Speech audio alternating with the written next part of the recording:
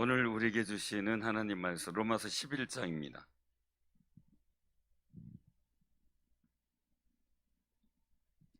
로마서 11장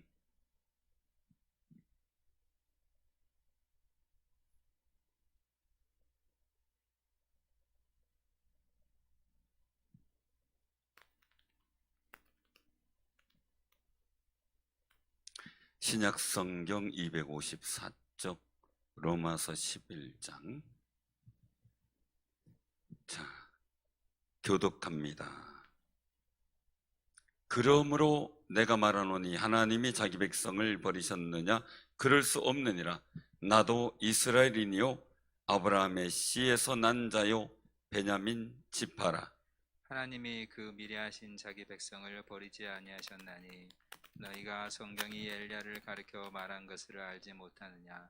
그가 이스라엘을 하나님께 고발하되 주여, 그들이 주의 선자들을 죽였으며 주의 제단들을 헐어 버렸고 나만 남았는데 내 목숨도 찾나이다 하니 그에게 하신 대답이 무엇이냐? 내가 나를 위하여 바알에게 무릎을 꿇지 아니한 사람 7천을 남겨 두었다 하셨으니 그런즉 이와 같이 지금도 은혜로 택하심을 따라 남은 자가 있느니라. 만일 은혜로 된 것이면 행위로 말미암지 않음이니 그렇지 않으면 은혜가 은혜되지 못하느니라.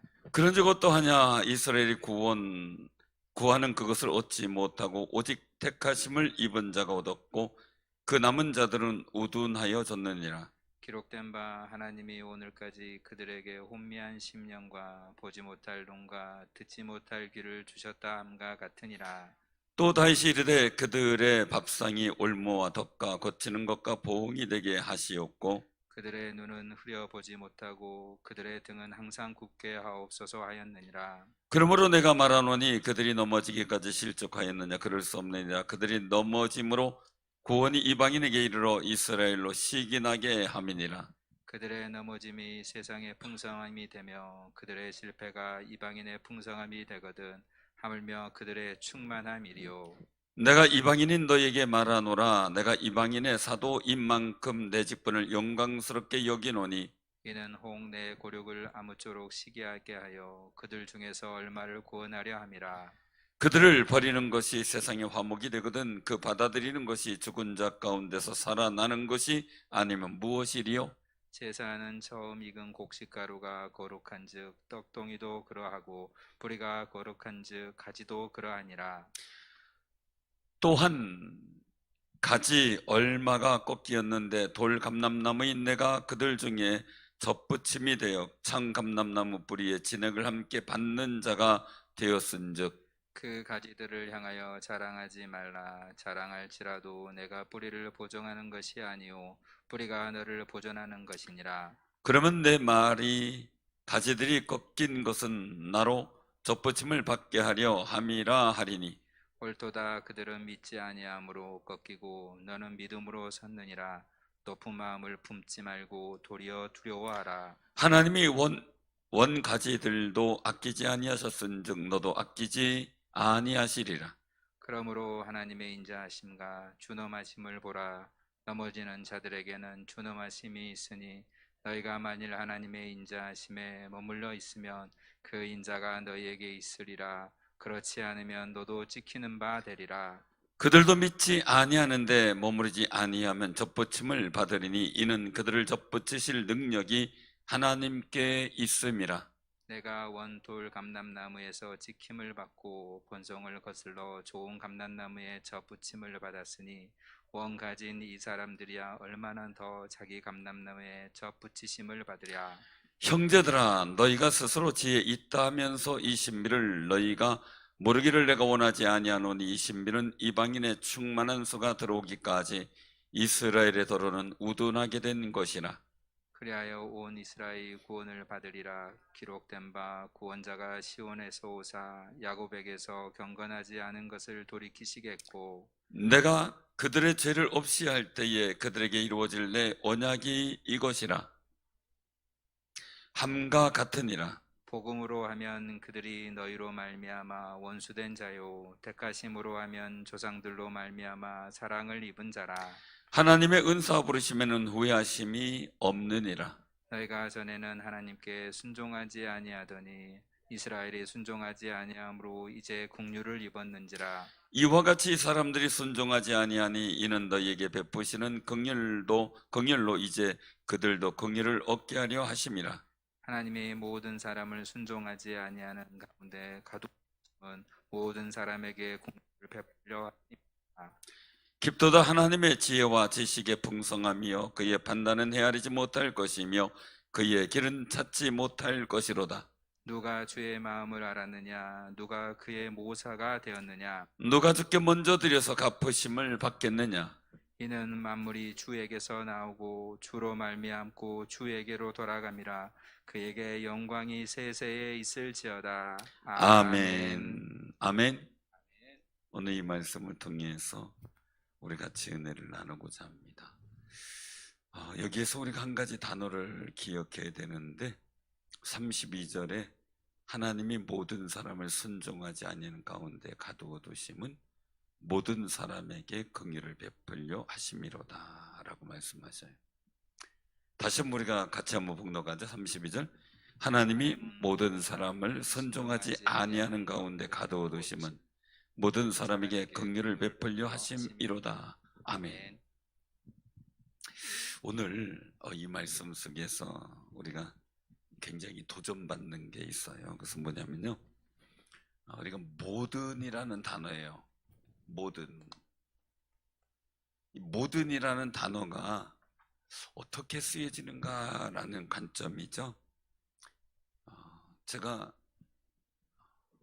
모든 성도님들 이렇게 얘기를 했어요.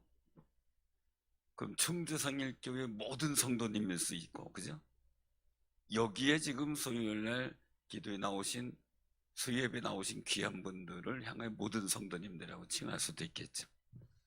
또 한 가지 방법, 모든 성도님들, 지구 땅의 모든 성도님들을 지칭할 수도 있겠죠. 근데 저희의 관점은 뭐예요? 지금 모든 성도님들 그러면 지금 이 자리에 계신 분들이죠.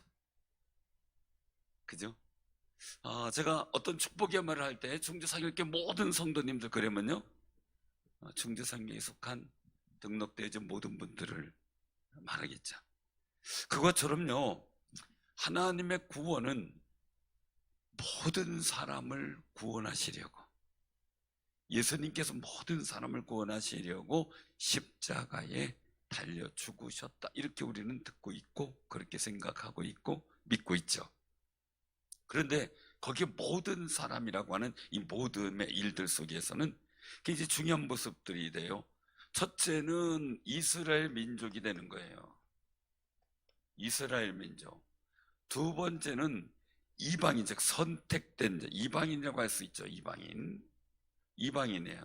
세 번째 중요한 모습 속에선 하나님의 선택이에요. 선택. 이스라엘이든 이방인이든 중요한 건 하나님의 선택이 중요하죠.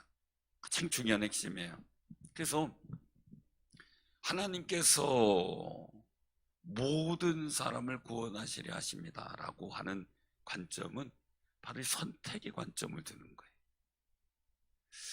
우리가 생각을 할 때 꼭 기억해야 돼요. 하나님은 세상에 모든 사람이 있었지만 오늘 본문 말씀 속에서 하시는 일들 보면 나도 이스라엘 자손이 아브라함의 씨에서 난 자요 베냐민 지파다라고 말씀하세요. 하나님이 자기 백성을 버리셨느냐, 이 말씀 속에 자기 백성 선택이죠. 자, 이제 중요한 거예요. 이 선택이라는 의미를 보게 되면 모든 일들 속에 자기 백성, 백성이에요. 백성. 그리고 또 아브라함의, 그냥 써야 되겠네요. 아브라함의 후손이죠. 아브라함.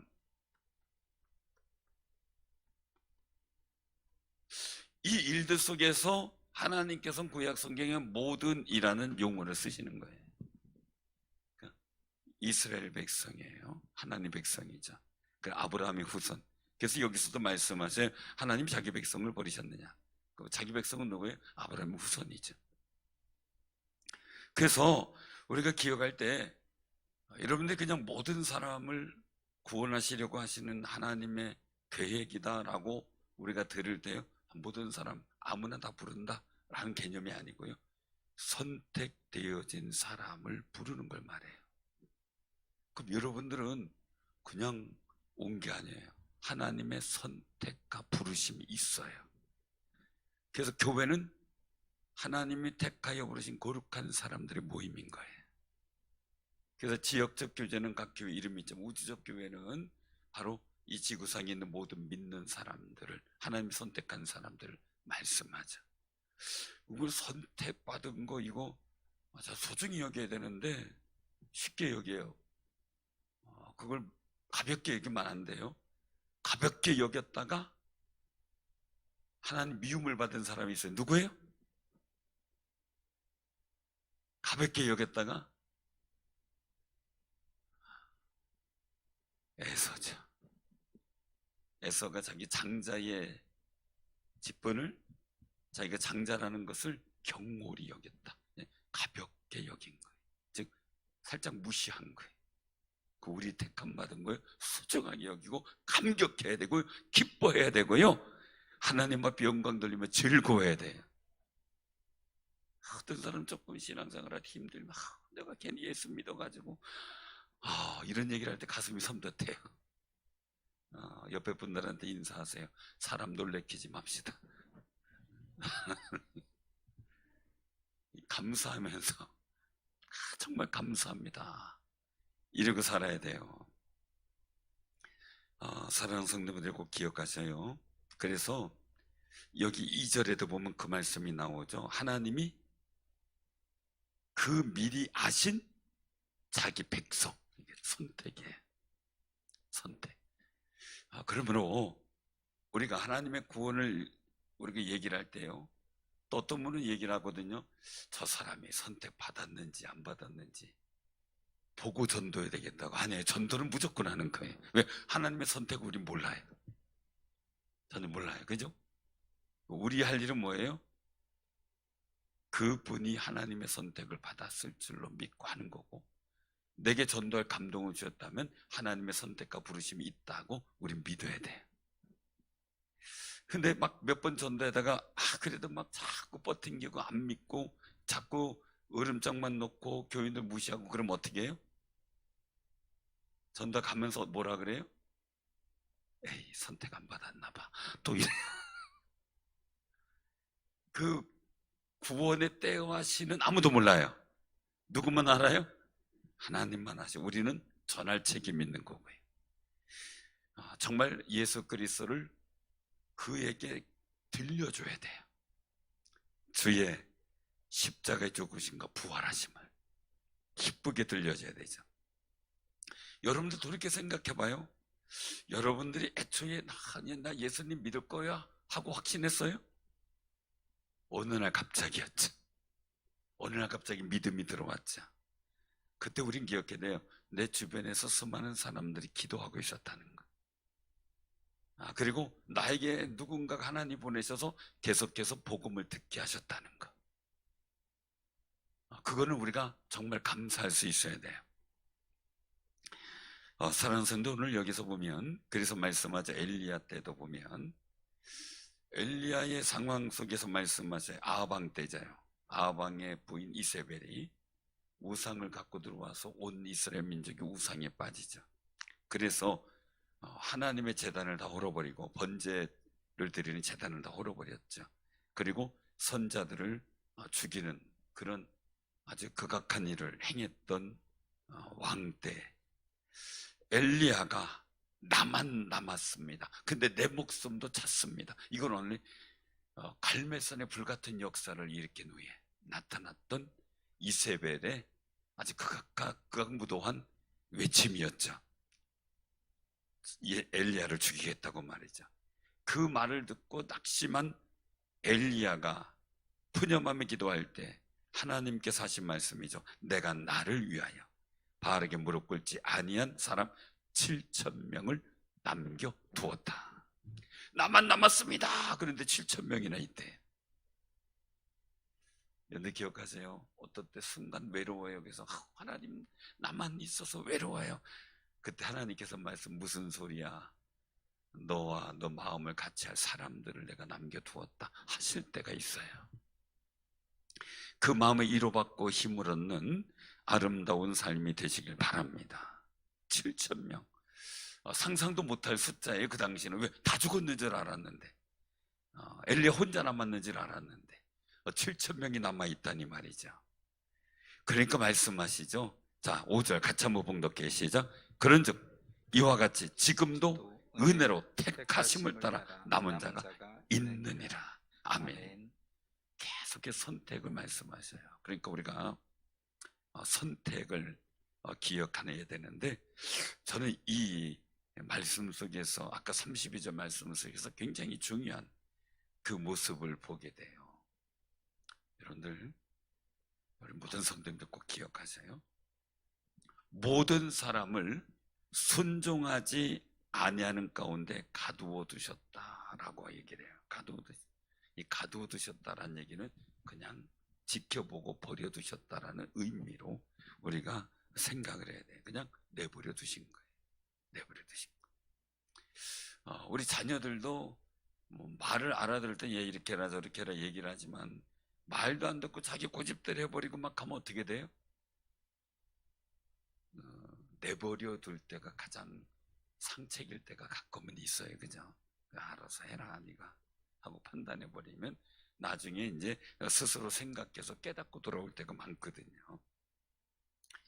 자, 모든 사람을 순종하지 아니하는 가운데 가두어 두셨다. 즉 이스라엘 민족이 자기 백성이잖아요. 하나님 백성이고 택하신 사람들이잖아요. 근데 그 사람들이 그냥 불순종 가운데 있어도 하나님이 그냥 지켜보시고 내버려 두셨다는 거죠.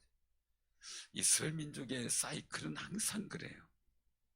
항상. 그것도 우리도 마찬가지예요. 하나님의 은혜를 풍성하게 해주셔요. 그 은혜를 받으면 어떻게 돼요? 감사하고 찬양하고 할렐루야 기뻐해야 되는데 어디로 가요? 죄 짓는 데로 가요. 그래서 불순종하는 이 죄 자체가 불순종이죠.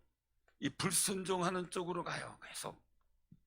그래서 우상을 따르고 세상에 그럼 또 하나님께 또 어떻게 해요? 회개하고 막 부르짖어. 하나님 잘못했어요. 그럼 어떻게 돼요? 또 하나님께서 구원하셔요. 구원하셔서 은혜를 베푸셔야 돼. 은혜를 받고 그 은혜를 유지하며 사는 게 복인데 또 곁길로 간단 말이에요. 사랑하는 성도님들, 성경에서 제가 늘상 그 말씀드리는 한 부분이기도 하지만 어떻게 하면 복 있는 삶이 될까? 어떻게 하면 하나님 마음에 들고 하나님께 복 있는 삶이 될까? 참 고민 많이 했어요. 여러 가지 고민들 많이 했어요. 그래서 능력과 은사 받으면 복 있겠거니 학생 때 막 생각해서 주여 주시옵소서 하고 기도했어요.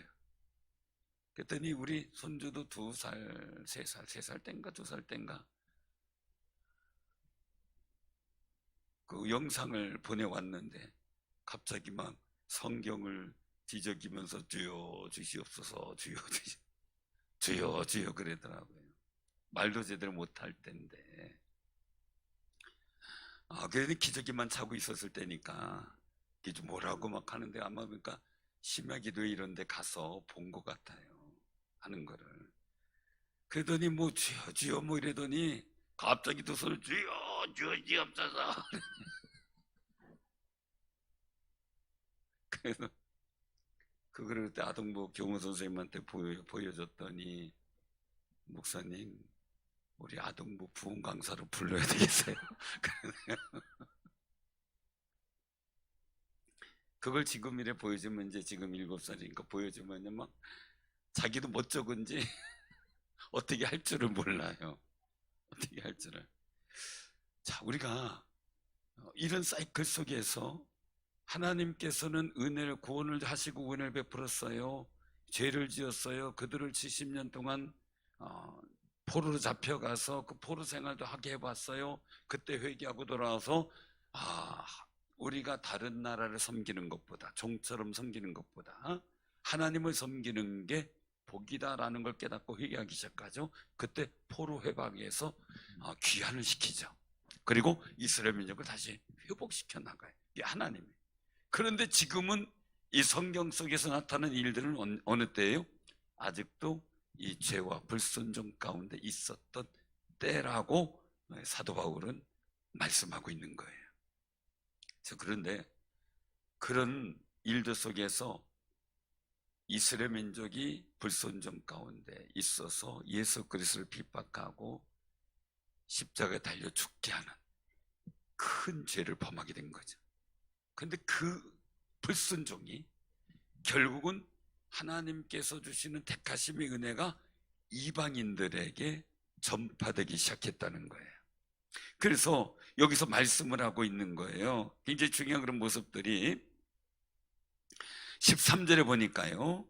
13절에 보니까 내가 이방인인 너희에게 말하노라. 내가 이방인인 사도인 만큼 내 직분을 영광스럽게 여기는, 이방인들에게 전파하는 이 자체가 굉장히 영광스럽게 느낀다는 거예요. 이방인의 일들로. 자, 그런데 굉장히 중요한 모습들이 또 나오는 게 있어요. 그것은 뭐냐면요, 한번 우리가 여기를 한번 보시길 바랍니다. 어딜 보냐면 그 12절에 11절 12절 같이 봉독합니다. 시작. 그러므로 내가 말하노니 그들이 넘어지기까지 실족하였느냐? 그럴 수 없느니라. 그들이 넘어짐으로 구원이 이방인에게 이르러 이스라엘로 시기나게 함이니라. 그들의 넘어짐이 세상의 풍성함이 되며 그들의 실패가 이방인의 풍성함이 되거든 하물며 그들의 충만함이리요. 아멘. 즉 이스라엘 민족이 영적 실패자가 됐어요. 넘어짐이 됐어요. 실족한 거죠. 하나님 앞에 불순종함으로. 근데 그것이 구원이 이방인에게 이르게 하는 놀라운 관건이 됐다는 거예요. 기회가 됐다는 거예요. 그래서 그들의 넘어짐이 이 세상의 풍성, 이방인들에게 풍성한 은혜가 전파되는 역사가 나타났고, 그들의 실패가 이방인의 풍성함이 된 거예요. 자, 우리는 여기서 생각을 해야 돼요. 이게 구원의 역사고 성경의 역사예요. 그럼 우리가 한 가지만 생각해 보자고요. 세상이 악해진다고, 우리가 다 느끼고 있는 모습들이잖아요. 세상이 악해진다고. 그리고 신앙생활하다 다른 사람이 불순종하고, 그리고 또한 하나님 앞에 허물이 많다고, 거기에 우리가 낙심하고 좌절할 게 아니고요. 세상 사람들이 뭐라 그랬다고 우리가 그 위축될 것도 아니라는 거죠. 세상의 불순종의 일들이나 하나님을 대적하는 일들이 커지면 커질수록 반대로 하나님께서는 은혜의 풍성함을 더 부어주시는 은총이 있다는 거예요. 그러면 다른 사람이 하나님의 복된 역사 받기보다 하나님의 진노를 불러일으키는 역사를 한다면 우리는 더 열심히 기도해서 하나님의 풍성한 은혜를 이룰 수 있는 소망과 비전과 꿈을 가져야 되는 거예요. 그래서 우리 꼭 기억하세요. 세상이 힘들어질수록 주님 앞에 더 기도하셔요. 내 삶이 힘들어질수록 나는 하나님 앞에 더 순종하는 길로 가야 돼요. 이유는요, 하나님께서 역사의 일들을 보게 되면, 하나님 역사의 일들을 보게 되면 항상 사단의 역사가 크면 클수록 하나님의 성령의 역사도 강력하게 일어나게 하셔요. 그러면 우리는 영광이 두 가지로 나타나요. 자, 넘어짐, 불순종, 실족의 일들을 통해서 이스라엘 민족이 하나님의 영광을 훼손하게, 하나님의 진노를 통해 하나님의 살아계심을 보인다면, 이방인 사람들은 예수 그리스도를 믿음으로, 믿음에 서서 그 속에서 하나님의 은혜를 더 풍성히 받아 누리는 거룩한 역사, 구원의 그 거룩한 은혜의 역사를 통해 하나님께 영광 돌리고 더 풍성한 은혜를 받아 누리게 되는 게 이 오늘 본문 말씀 속에서 말씀하시는 원리예요. 저는 이 말씀 보면서 가슴이 뛰는 게요. 가슴이 뛰는 게, 그래, 세상이 하나님께서 싫어하는 쪽으로 간다면 나는 하나님께서 더 기뻐하시는 쪽으로 가자. 세상이 더 교회를 핍박하고 어려움의 말을 하고 힘든 일들을 자꾸 조장한다면 우리는 더 열심히 하나님을 찬양하고 경배하고 그 하나님의 이름을 드높이는 쪽으로 더 열심히 가는 거지.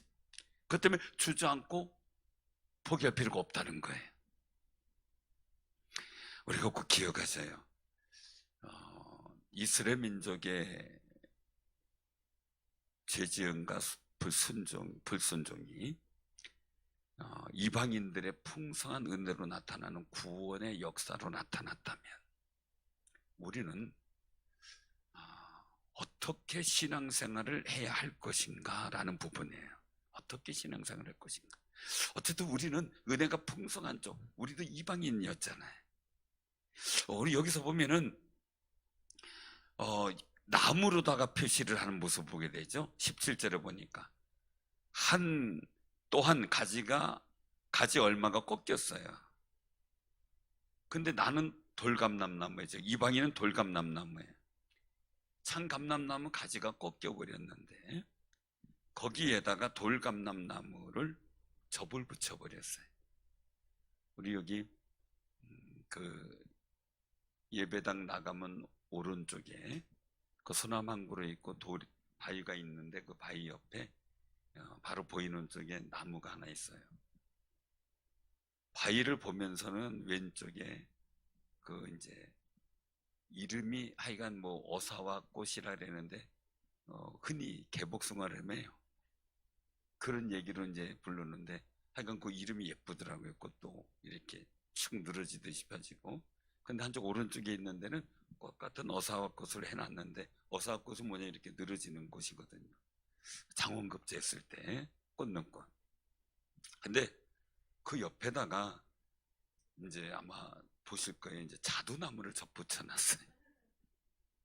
근데 원래 이 어사꽃이 컸을 때 그 옆에다가 조그만한 눈을 하나 갖다 붙인 거거든요. 근데 지금은 그 어사꽃은 아예 그냥 자꾸 잘 못 크는 것 같고 그 자두나무만 지금 계속 크고 있어요. 나중에 자두 많이 따먹을 것 같아요. 접붙이는 그런 거 보면서 제가 옆으로 생각을 해봐요. 뭐냐면 야, 저 나무가 얼마나 되게 기분 나쁠까. 그죠? 자기는 크지 못하는데 옆에서 이 접붙인 게 조그만한 씨눈 하나 갖다 붙인 게 한마디로 애들 말 제 말이 아니에요. 애들 말대로 겁대가리 없이 큰다고. 그러지 않겠어요? 그래서 그거를 보면서 이스라엘 민족이 이방인들이 예수 믿고 하나님을 섬기는 구원받은 백성이 되었다는 것, 그것이 얼마나 기분 나빴을까? 얼마나 기분 나빴을까? 그러면서 무슨 생각이 드냐면요. 내가 하나님 앞에 잘못함으로 다른 사람에게 풍성한 은혜가 넘어간다면 이것도 되게 기분 나쁠 것 같아요. 그렇죠? 그러니까 우리가요, 하나님의 풍성한 은혜 받는 아름다운 모습을 늘 유지하고 신앙생활하는 귀한 삶이 되시기를 바랍니다. 그러니까 오늘 여기서 말씀하는 거예요. 이제 자두나무가 그렇게 컸다고 해도 여기 18절에 보니까 그 원 가지들을 향해 자랑하지 말라 이거예요. 내가 뿌리를 보존하는 것이 아니라 뿌리가 너를 보존하는 거다. 왜요? 이 원 가지는 어사꽃의 뿌리가 그 자두나무를 보존하고 있는 거잖아요. 그러니까 근본을 알아라. 이 하나님의 선택의 일들 속에서 우리가 이 은혜 받은 일들 이것이 중요한 것은 항상 하나님께서 뭘 알게 하냐? 근본을 알기를 원하는 거예요. 우리 원뿌리가 뭐예요? 우리가 원뿌리가 뭐 진주유씨라든지 뭐 풍양주씨 이게 아니에요. 우리 원뿌리는 하나님이죠. 그 근본의 뿌리를 지켜야 되는 거죠. 그래서 제가 성경을 보면서 막 생각하는, 아까 얘기하다가 제가 멈추고 다른 얘기로 왔는데, 가만히 보면 하나님께서는 은혜 베풀 자에게 은혜 베풀고 긍휼히 여길 자를 긍휼히 여긴다 그랬어요. 근데 하나님께서 배신감을 느끼는 여기서의 불순종은 뭘까라고 보면요, 하나님께서 이스라엘 민족에게 풍성 은혜를 베푸셨는데 그 은혜의 감사를 잃어버리는 거예요. 하나님께 돌리는 영광을 잃어버리는 거예요. 그리고 자기네들의 우월감만 갖고 있는 거죠. 그러니까 우리 이방인들도 어떻게 해요? 거기에 접붙임 받은 우리가 가지가 잘 자라고 아주 그냥 큼지막하게 잘 자라서 열매 맺는다고 자랑하지 말라, 뽐내지 말라는 거죠. 왜? 근본인 나를 은혜롭게 하신 하나님을 늘 기억하라는 거예요. 그래서 성경 속에 복 있는 삶에 대해서 제가 곰곰이 생각해보고 또 곰곰이 생각해보고 했을 때 결론인 거예요. 이스라엘 민족은 하나님께서 베푸신 은혜를 알고 그 은혜를 갚으며 하나님께 영광 돌리고 번제물 드리며 예배하며 살아가는 삶을 하나님께서 바라셨어요. 근데 은혜를 모르고 한마디로 제가 그냥 편하게 말씀드린다면 이것 애들 말로 한마디로 주제도 모르고 까불고 있었다 이거예요, 이스라엘 민족이. 그러니 여기서 말씀하는 거 뭐예요? 그 가지들을 향해 자랑하지 말라, 뽐내지 말라 이런 얘기인데, 한마디로 우리도 우리 주제를 알아야 되는데 우리 주제가 뭐냐? 내 뿌리가 누구냐? 하나님이라는 거죠. 하나님의 은혜라는 거. 예수 그리스도의 십자가의 보혈과 그 죽으심과 그 부활의 우리의 근본 뿌리니까 그거 잊지 말라는 거예요. 그러니 이스라엘 민족이요, 특별히 여기 이제 성경시대에, 신약 성경시대 유대인으로 많이 칭했죠. 그 유대 백성들이 생각해 볼 때요, 이 사도 바울이 얼마나 얄미웠을까. 왜요? 이방인 구원, 여기서 말씀하잖아요. 자기는 이방인을 구원할 사람으로, 사도로 부름받은 거예요. 그걸 자랑스럽게 여겨요. 이방인의 사도. 이방인의 사도인데 유대인들이 보면 기분 되게 나쁜 거지.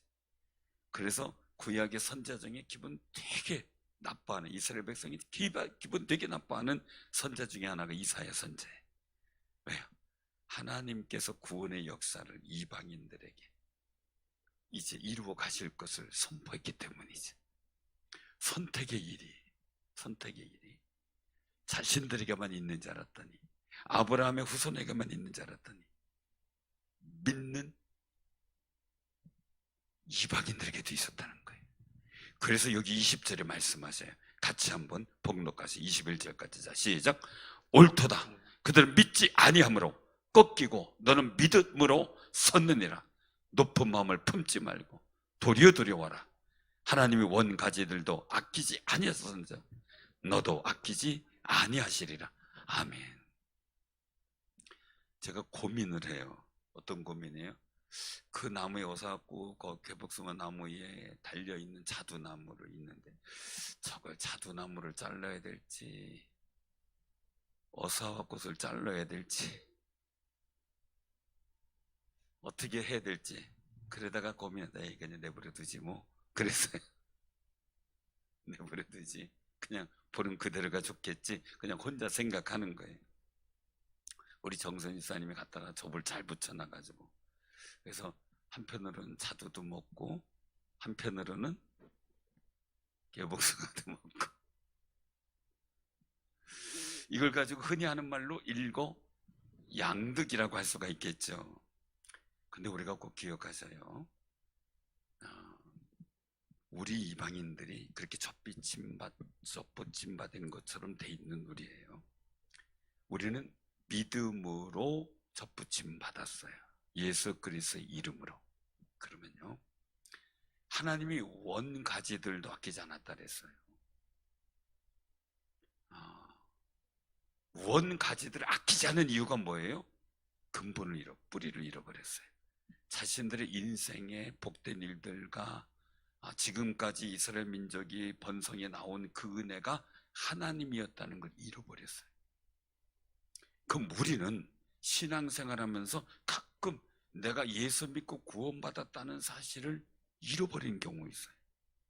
그것을 이단들이 와서 유혹하는 것도 있겠지만 힘들고 어려운 일 당할 때 예수 그리스도에 대한 믿음이 상실되는 경우도 있어요. 그래서 인간적인 방법을 가지고 활용해서 뭔가 해결해 보려고 하는 그런 경향도 있죠. 우리는 어떤 상황에서도, 힘들고 어려운 상황에서도 내가 예수를 믿는 믿음으로 하나님 안에 서 있음을 잃어버리지 말고 인정하며 사는 귀한 삶이 되시길 바랍니다. 우리에게 있어서 너무나 중요한 핵심이에요. 핵심. 이스라엘 민족의 근본을 잃어버렸으므로, 뿌리를 잃어버렸으므로 그들이 하나님의 진노를 받았어요. 우리는 예수 그리스도를 믿는 믿음으로 구원받은 그 사실을 믿고 살아갈 때 우리에게 있어서 어떤 역사가 있느냐라는 거죠. 어떤 역사가 있느냐. 자, 오늘 한번 여기를 보시기 바랍니다. 그 28절에서부터 우리 31절까지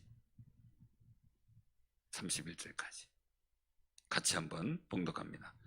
복음으로 하면 그들이 너희로 말미암아 원수된 자요, 택하심으로 하면 조상들로 말미암아 사랑을 입은 자라. 하나님의 은사와 부르심에는 후회하심이 없느니라. 너희가 전에는 하나님께 순종하지 아니하다니 이스라엘이 순종하지 아니함으로 이제 긍휼을 입었는지라. 이와 같이 이 사람들이 순종하지 아니하니 이는 너희에게 베푸시는 긍휼로 이제 그들도 긍휼을 얻게 하려 하심이라. 아멘. 여기용이죠. 저는 그렇게 표현을 하는데, 하나님께서는 이스라엘 민족을 하나님께로 돌아오게, 근본으로 돌아오게 하는 방법이 있어요. 그래서 아까 말씀드린 것처럼 불순종했을 때 여기 저기를 안 썼네요. 죄송합니다. 하나를 빼놨는데,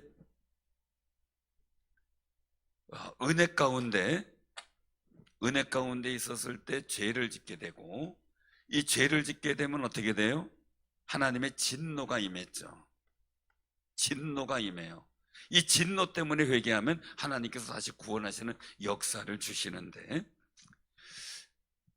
그래서 이스라엘 민족은 항상 하나님께 근본을 잃어버리고 하나님을 잃어버리고 하나님을 떠난 삶을 살아가면 블레셋 민족의 옆구리에 가시처럼 늘 다가왔어요. 그래서 블레셋 민족이 갑자기 번성해서 이스라엘 민족 나라를 쳐들어오고 속국으로 만들어버렸어요.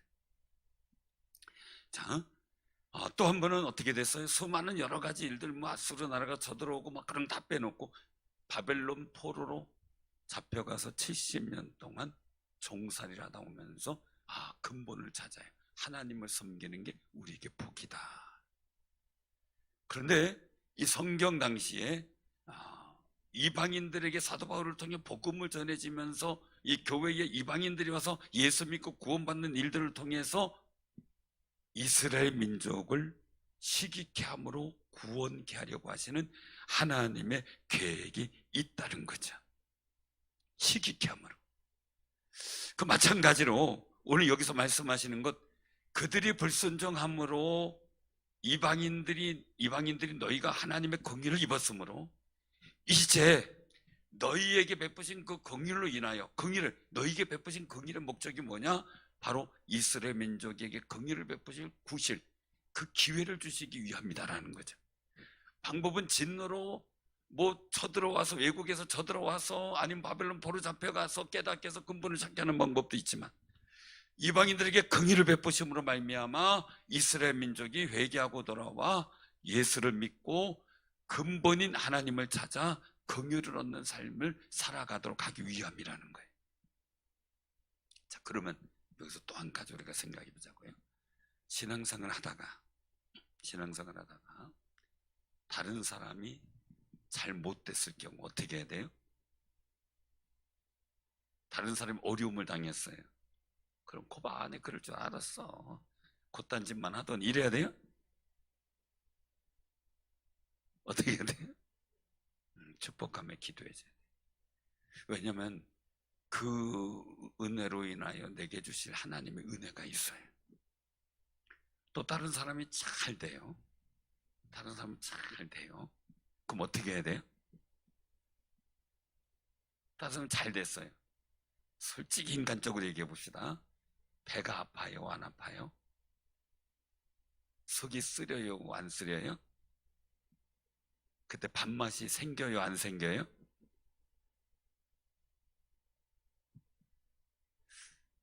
아마 경험들 다 해보셨을 거예요, 그죠? 근데 묵하는 생각이 들 수 있어요. 속이 쓰린 생각이 들 수 있어요. 근데 얼른, 제가 항상 말씀드리잖아요. 얼른 그것을 마음으로 이기고 축복하며 감사하며 기도하세요. 이유는요, 그들의 풍성함을 통해서 내가 보고 배워서 나를 풍성하게 하시려고 하시는 하나님의 계획이 들어있을 수 있기 때문에. 그게 중요한 거예요. 사랑하는 성도님들, 하나님은 시기하게 하심으로 이스라엘 민족도 시기케 함으로 그들을 구원하시려고 하시는 하나님의 계획과 뜻이 있었다는 거예요. 시기함으로. 그렇다면 우리에게도 시기를 주셨어요. 그 시기함으로 하나님께서 내게 뭔가 도전받게 하시려고 하고 내가 깨닫게 하셔서 하나님 풍성한 은혜를 누리게 하시려고 하는 하나님의 거룩한 뜻이 담겨 있을 수도 있어요. 그걸 우리는 놓치지 말아야 되죠. 제가 늘 말씀드리죠. 새가 와서 제 머리에 와가지고 앉아 있어요. 그럼 어때요? 참새가 와서 앉아 있어요. 그럼 어때요? 신기하죠. 그리고 사람들이 보고 신기하다 그러면 그럼 가만히 있죠, 그죠? 새 날아갈까봐. 근데 두 마리가 와가지고 나뭇가지를 갖다 놓고 여기다 꽂아놓더니 집을 질라래. 그럼 어떻게 해야 돼요? 그래도 가만히 있어야 돼요? 그래서 저는 말씀드렸잖아요. 우리 현관 나가서 오른쪽 소나무에 그 소나무 줄기 사이 아늑한 데가 있으니까 산비둘기 가서 집을 짓는 거예요. 두 마리가 가서 오락내락 하면서. 제가 안쓰러웠지만 집을 부셨거든요. 다 쓸어내리고 한 3번인가 4번을 계속 짓더라고요. 그래서 저도 계속 쓸어내렸어요. 이제 그 다음에 안 짓더라고요. 박강희 선생님 하는 얘기 한 말씀 드렸었죠. 걔들은 뭐 수십 번 와가지고 나뭇가지 모르다가 집을 짓지만 저는 한 번에 털어버리잖아요. 그죠? 그래서 우리가 꼭 기억하세요. 시기심이나 이런 것들, 다른 사람이 힘들고 어려웠을 때 내 마음에 우쭐거리고 왠지 모르게 무시하고 싶은 생각들, 이게 바로 자랑하지 말라 이거예요. 내가 뿌리를 보존하는 것이 아니라 뿌리가 너를 보존하니까 겸손하라는 건데, 우리가 그런 마음들이 들 때 얼른 내 마음에서 헐어버리고 감사하고 축복하고 위로하고 힘을 주면서 그 속에서 하나님께서 나로 하여금 배우게 하는 게 뭔지, 나에게 풍성한 은혜를 주시려고 하는 계획이 무엇인지를 하나님께 지혜를 구하면서 깨닫는 귀한 영적 아름다운 지성이 있기를 바랍니다. 바로 그런 계획들, 이 이스라엘 민족과 이방인을 구원하는 일을 통해서 우리가 지금 현세를 살아가는 우리에게 그런 깨달음을 가지면서요, 정말 나의 풍성함이 다른 사람에게도 풍성함을 이루고요, 나의 힘든과 어려움이 또한 다른 사람에게 풍성함이 되어서 나도 같이 풍성함을 이룰 수 있는 아름다운 은혜의 역사가 충만해지도록 우리가 하나님 앞에 기도하는 삶이 되시길 바랍니다. 여기서 말씀하죠. 우린 잘 몰라요. 근데 33절에 보면 깊도다 하나님의 지혜와 지식의 풍성하며 그의 판단을 헤아리지 못할 것이며 그의 길은 찾지 못할 것이로다. 누가 주의 마음을 알았느냐?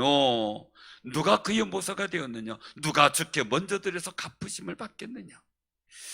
여러분들이 하나님께 갚으심을 받고요, 주님의 마음과 통하는 모사도 되시고요, 그리고 하나님의 그 풍성한 은혜, 우리가 헤아리지 못하지만 그것을 받아 누렸을 때 주님의 거룩한 은혜를 찬양하고 감사하는 귀한 승리자들 다 되기를 주님의 이름으로 축원합니다.